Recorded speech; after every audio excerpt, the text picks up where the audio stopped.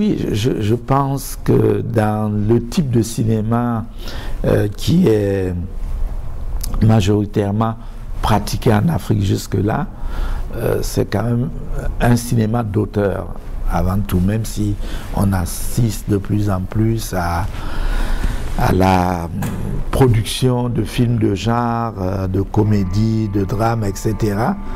Mais je crois que c'est avant tout des gens qui veulent témoigner sur la réalité qui les entoure et qui ont une vraie démarche de créateur, de cinéaste, dans le sens où la plupart d'entre nous, je pense ceux de ma génération, ceux qui ont fait le plus de films, ils en ont fait une dizaine en 35 à 40 ans de carrière. Donc c'est clair que être cinéaste dans un tel contexte, un tel environnement, c'est quand même différent que de travailler dans l'industrie du film qui peut y avoir dans d'autres pays, notamment en Amérique du Nord ou en Europe. Alors donc, pour moi, chaque film est tellement un objet rare que ça induit une responsabilité assez forte parce qu'il y a des ressources relativement importantes qui sont investies dans la réalisation du film et on a envie que ça soit quelque chose qui soit utile au maximum. Donc c'est des films qui essayent de proposer vraiment de retracer la réalité. Voilà, la réalité et de la questionner en même temps parce que si ça n'était que des photocopies de cette réalité, ça n'aurait aucun intérêt. En tout cas, l'intérêt serait moindre que le fait que c'est un regard singulier de quelqu'un voilà, qui propose sa lecture, mais en même temps aussi le film montre voilà, les interrogations, etc. Et moi, je crois beaucoup au facteur transmission dans les films. Voilà. Ouais. C'est parce que nous sommes en train de constituer un patrimoine, mémoire, voilà, un fonds mémoriel qui est important aujourd'hui, mais qui le sera encore plus demain pour les générations à venir, parce que l'Afrique est quand même sous-représentée à son propre regard. Il y a un déficit d'image en Afrique et qui est en train de se creuser, malheureusement encore plus aujourd'hui, à cause de ce que les nouvelles technologies ont permis de faire avec tous les canaux, le foisonnement d'images, etc. L'Afrique est un peu aveugle à elle-même et c'est ça qu'il faut essayer de corriger de toute urgence. Nous l'avons essayé dans les années, les décennies passées, quand c'était encore le cinéma celluloïde qui dominait, mais aujourd'hui l'enjeu est encore plus énorme, voilà. Mais en même temps, moi je crois qu'il y a tout ce qu'il faut pour qu'on relève ce défi, à condition, malgré tout, que des décideurs publics, des politiques comprennent la nature de cet enjeu et voilà, permettent la mise en place de politiques courageuses, de mécanismes, tout cela touchant à la production des films, à la création de salles de cinéma, à des lieux alternatifs de diffusion, à l'arrivée du cinéma dans l'éducation, non seulement au lycée, au collège, mais dès l'école primaire, parce que si nous ne formons pas des citoyens capables de lire et de comprendre l'image, ça va devenir les nouveaux analphabètes. Ouais. Voilà, c'est une récupération. Voilà, c'est ça. Est-ce qu'il y a un lien étroit obligatoirement entre le cinéma africain et la politique et la critique de la politique, ou Mais je crois que partout où, si vous regardez attentivement les productions de films, y compris aux États-Unis, malgré tout le cinéma qui est en quelque sorte le miroir de ce qui lui est contemporain, je crois qu'on ne peut pas faire des films sans qu'il y ait un impact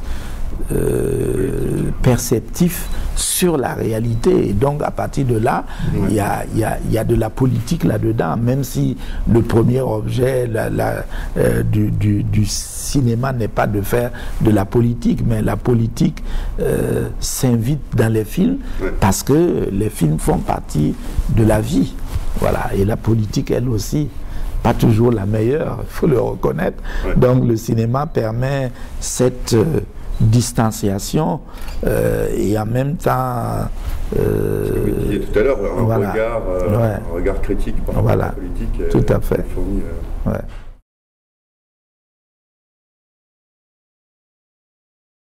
Il y a des films, par exemple Zamboko, qui est l'histoire de la disparition d'un petit village qui est phagocyté par la ville. C'est vraiment le choc émotionnel de la réalité. J'ai visité une maison qu'on voulait louer pour installer une administration pour le cinéma.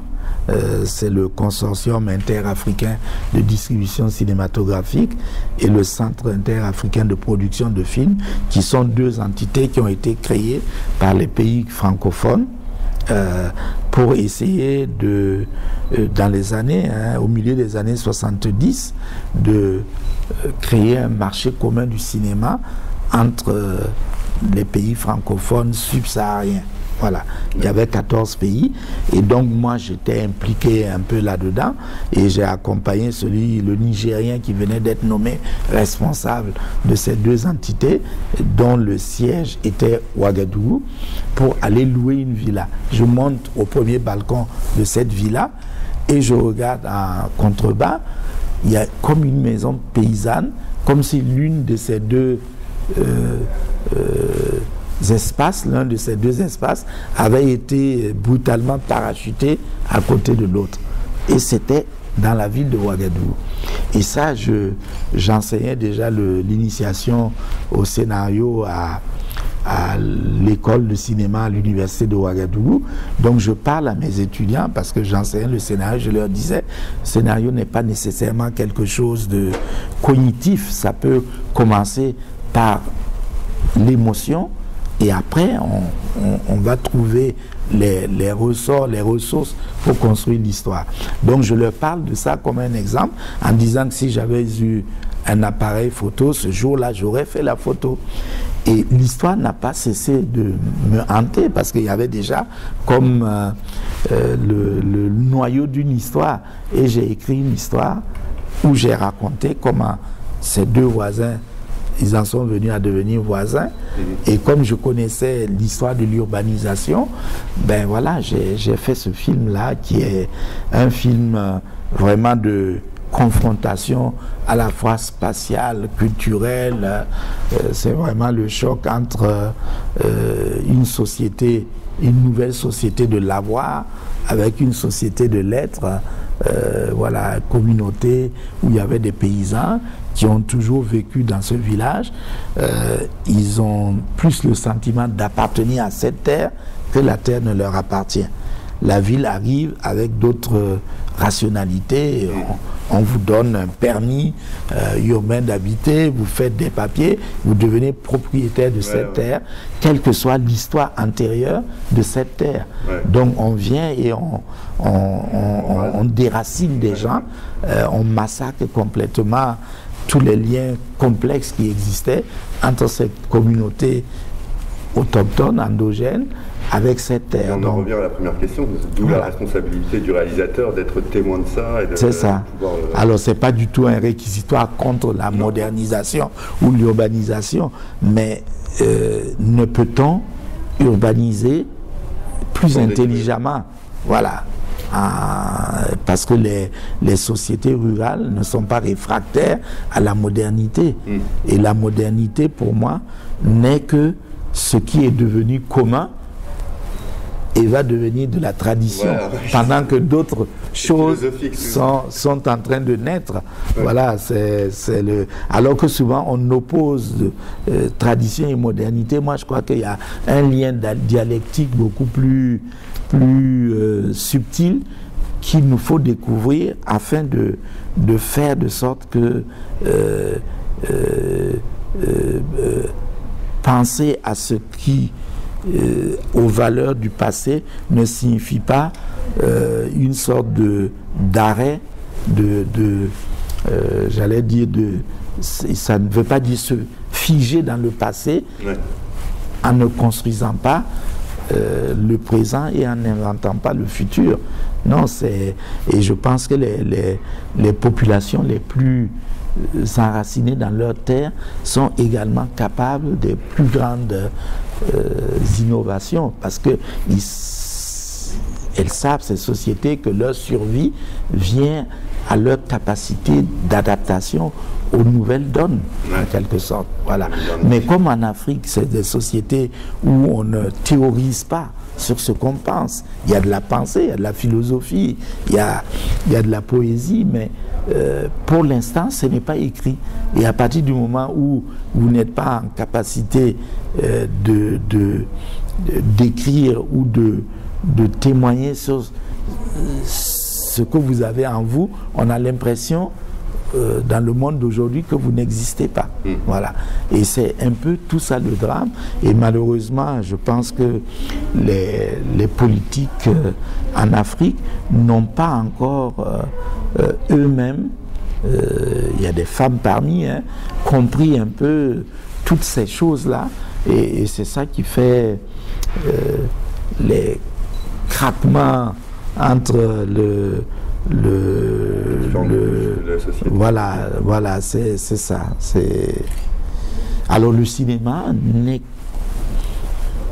le témoin que voilà, c'est des petits fragments de miroir qu'on tend à la réalité, en espérant. Parce que je suis même pas sûr que les personnes qui soient conscientes de cette confrontation-là. Oui. Le cinéma, je ne suis pas sûr qu'ils s'en rendraient compte forcément. Ouais. Est-ce que pour vous, au départ, il faut qu'il y ait forcément un contraste, un choc comme base de bon scénario? Pas nécessairement. Ça peut être un autre type d'émotion. Voilà, j'écris aujourd'hui une histoire, ça fait longtemps que ça dure, parce que je suis happé par d'autres occupations, dont l'école que j'ai créée il y a une douzaine d'années. Mais j'écris sur l'histoire d'un musicien africain-américain. Donc vous voyez, c'est voilà, qui va se rendre compte des liens forts qu'il a avec ses ancêtres, en quelque sorte, venus d'Afrique, alors que c'est pas du tout quelqu'un qui était dans la recherche de ces racines-là.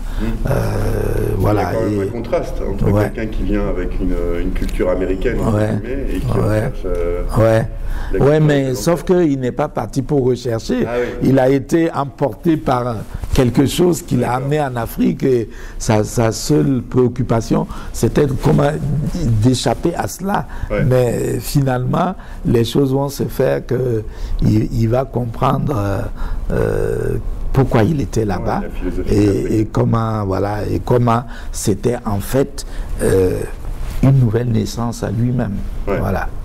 Donc, il y a quand même toujours une base, pas de critique politique, mais de... Pas nécessairement. Wen Kuni, mon premier film, c'est comme un conte un peu africain, mais même si vous prenez cela, alors que généralement on dit les femmes en Afrique sont inexistantes, sont comptent pour peu, mais ce film-là, Wen Kuni, le don de Dieu, n'aurait pas existé si une femme ne s'était pas révoltée contre la pratique en quelque sorte traditionnelle du lévira. Vous perdez votre mari, vous restez dans la famille en épousant un frère ou un cousin, etc.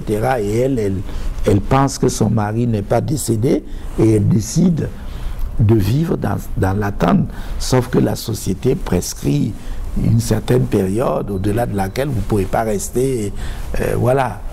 Comme cela, donc on la met devant. De modernité. Voilà, voilà. On lui dit vous devez accepter la loi en quelque sorte, et en tout état de cause, votre enfant appartient à la famille de votre mari, et elle se sauve avec son enfant, engendrant une succession d'événements tragiques à la fois pour elle et pour son enfant, mais ça prouve que quelle que soit la société, quelle que soit son apparente immobilité, il y a toujours des lignes de force, des énergies de questionnement, de remise en cause, de renouvellement, de modernité, de bousculement de ce qui est établi, etc. Et c'est une femme.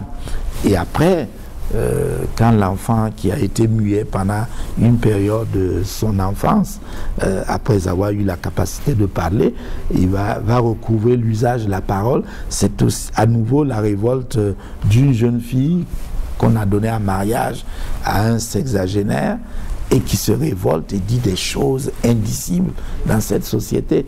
Donc, vous voyez, je raconte une histoire complètement enracinée dans la tradition, mais qui montre déjà que les femmes sont capables d'être des agents de transformation de cette société, alors que aujourd'hui, à cette période, puisque le film date de 1982, on parlait beaucoup de la femme africaine soumise, qui n'a rien à dire, mais il n'y a rien qui est toujours juste dans... figé.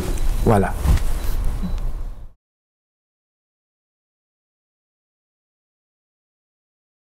Bon, je pense que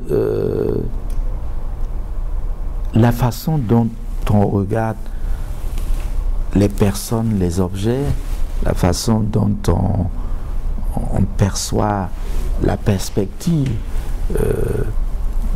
les rapports de volume, la lumière et son contraire, tout cela, je pense, il y a quand même une part d'héritage.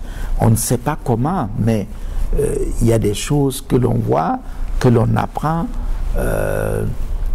à regarder d'une certaine manière, et je pense que c'est cela qui fait qu'un Japonais ne filme pas de la même manière qu'un Belge ou un Français, qu'un Burkinabé et un Algérien ou un Vietnamien, peu importe. Voilà, je pense que nous avons un héritage, une sorte d'ADN visuel quelque part, voilà, que l'on peut questionner, que l'on peut renouveler.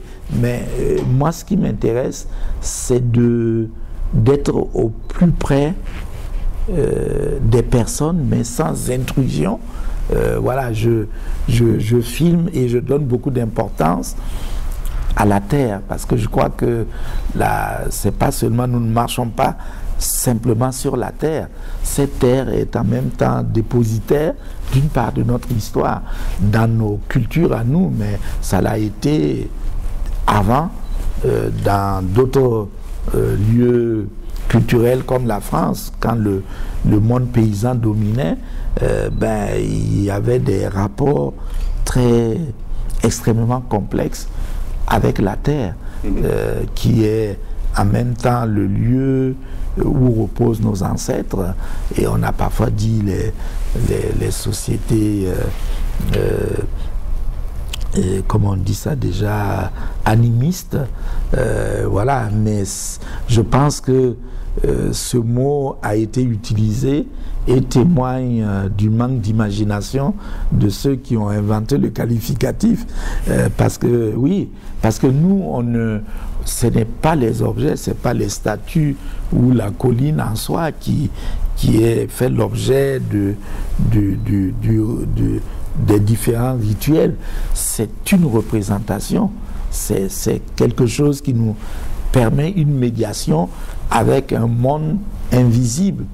Et c'est tout cela qu'il faut que l'on essaie de mieux comprendre nous-mêmes, parce que nous avons souvent perdu tout cela à cause de la superposition avec une culture dominante qui est arrivé avec une certaine violence, avec l'esclavage, la colonisation, et tous ces traumas ont besoin d'être apaisés pour que nous puissions revoyager à l'intérieur de notre héritage et pour y puiser des sèves qui vont nous permettre de construire aujourd'hui. Donc, je pense que je n'ai pas, j'ai pas le sentiment que j'ai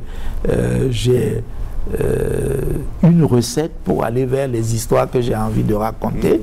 C'est aussi parfois la simple rencontre avec quelqu'un qui permet la naissance d'une histoire.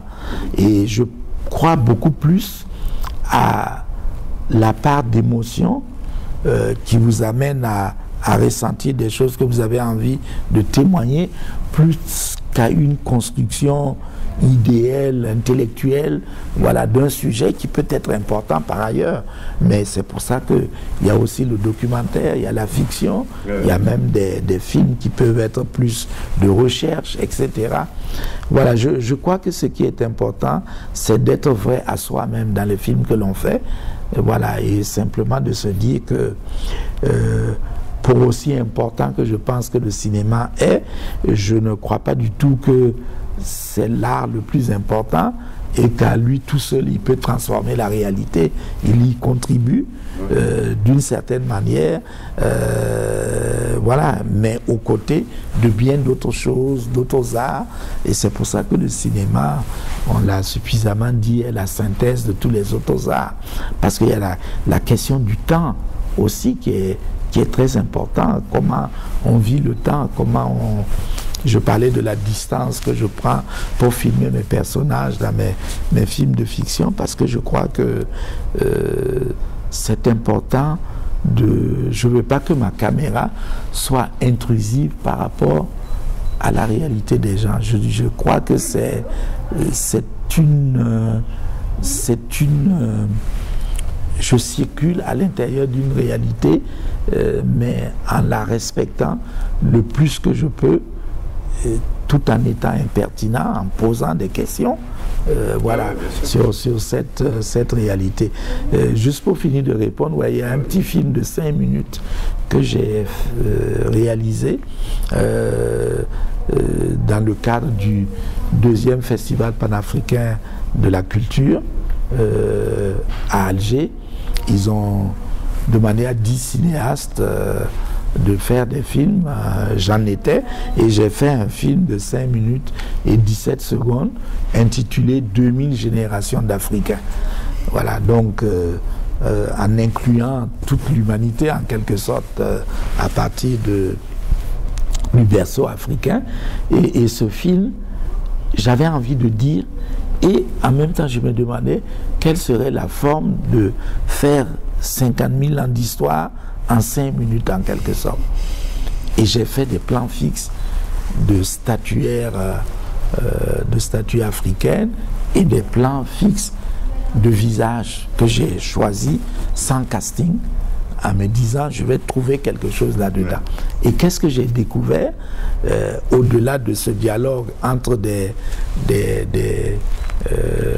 masques, des sculptures, etc., et les visages humains que je n'ai pas en particulier choisi, je me suis rendu compte qu'il y avait des Africains aux yeux bleus, marrons, verts, avec tout ce qu'on voit comme diversité dans le monde. Il y a les prémices ou les fondements de ça, des yeux plus bridés. Moi-même, je suis peut-être, je peux être assimilé à un japonais, je ne sais pas, un métis japonais. Vous voyez, et c'est quelque chose que l'image vous permet de découvrir sans aucun a priori. Ouais. Je ne faisais pas le film pour démontrer cette diversité faciale, mais c'est une des incidents. Quand les gens regardent le film, et puis il y a autre chose, j'ai essayé de parler. En fait, j'ai construit, j'ai trouvé 140 mots environ. Et j'ai dit, je ne vais pas illustrer ces mots, mais je voudrais pouvoir dire qu'est-ce que ça a comme contenu pour moi. Histoire, passé, mémoire, fragments, réflexion, imaginaire, etc. Témoignage. Voilà. Et transmission, voilà, traces, empreintes, voilà, j'ai aligné tout ça, souffle, âme, mémoire, esprit, etc. Et à partir de ça, j'ai bâti le film et à un moment donné, je me suis dit, mais dans quoi tu t'es engagé? Tu es fou. Alors ma monteuse était paniquée, mon assistant dit, mais c'est quoi exactement l'histoire? Ben je dis, c'est ça que je veux découvrir moi-même. Voilà, c'est le... Donc voilà, et parfois je dis aux jeunes, acceptez de vous mettre en danger. Peut-être que c'est par là que vous allez aussi trouver des esquisses de quelque chose. Peut-être que ça restera des histoires en devenir, mais peu importe. À un moment donné, voilà, il y a un certain cadre et faites confiance au public d'aller puiser des choses qui lui parlent aussi. Parce que, voilà.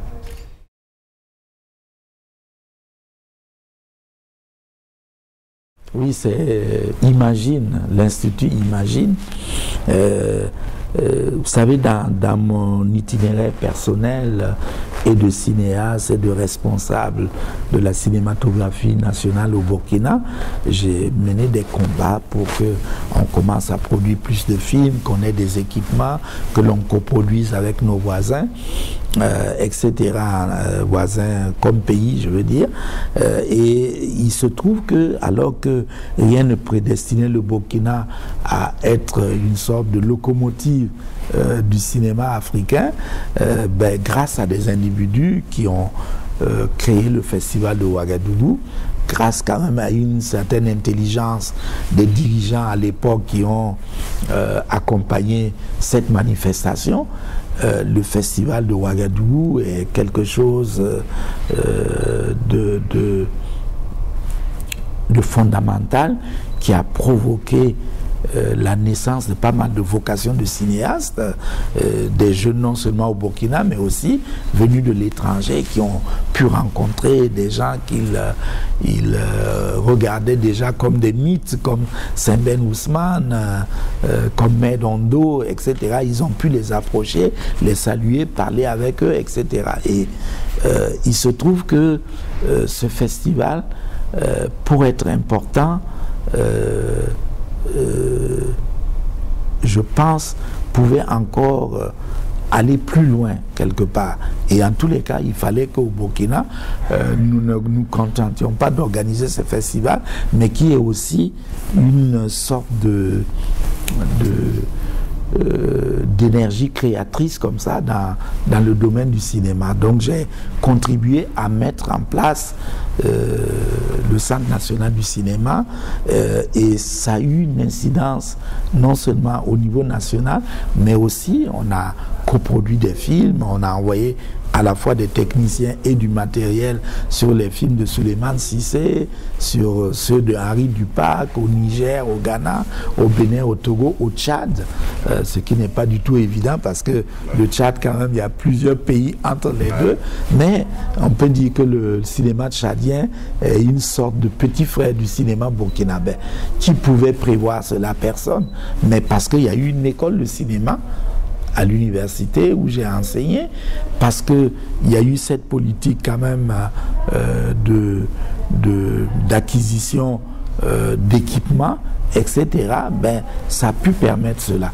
Et moi, au sortir de mes responsabilités, j'ai été directeur du cinéma national pendant 12 années et pendant une petite période de 85 à 88, j'ai été simultanément directeur du cinéma national et secrétaire général de la Fédération panafricaine des cinéastes.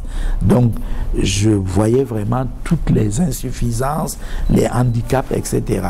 Donc j'ai arrêté d'être directeur donc en 88, donc 77 à 88, et je suis resté secrétaire général de la FEPACI de 85 à 97.